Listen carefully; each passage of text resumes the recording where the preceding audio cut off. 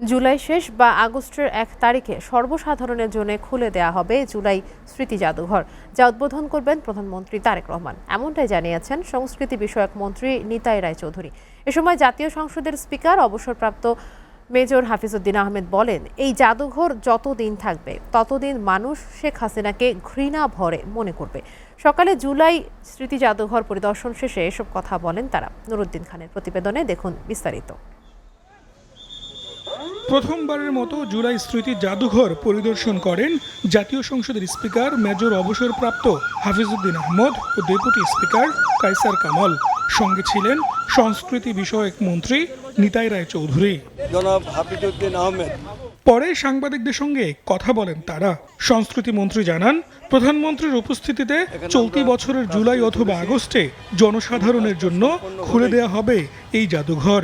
আমরা আশা করছি আগামী জুলাই মাসের শেষের দিকে অথবা অগস্টের 1 তারিখে আমরা এই জাদুঘর ওপেন করব এবং সেটা মাননীয় প্রধানমন্ত্রী একটা সময় নির্ধারণ করে দেবেন।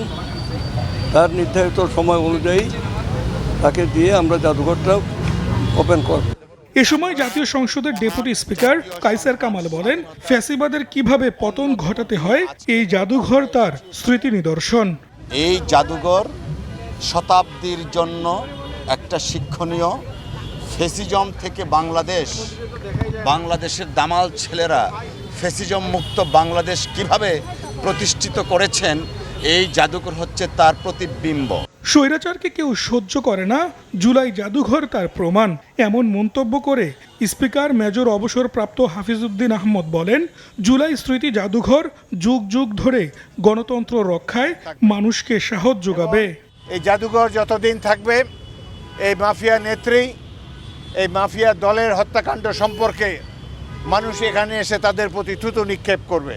আমরা আশা করব বাংলাদেশের মানুষ সকল পর্যায়ের মানুষ এই জাদুঘর থেকে ভবিষ্যতের জন্য অনুপ্রেরণা লাভ করবেন। গণতন্ত্রকে বাংলাদেশের মাটিতে চিরস্থায়ীভাবে বজায় রাখার জন্যে প্রতিটি নাগরিকের একটি কর্তব্য রয়েছে। জুলাইয়ের আত্মত্যাগ শুধু বাংলাদেশের নয়, সারা বিশ্বের জন্য উদাহরণ বলেও জানান তারা।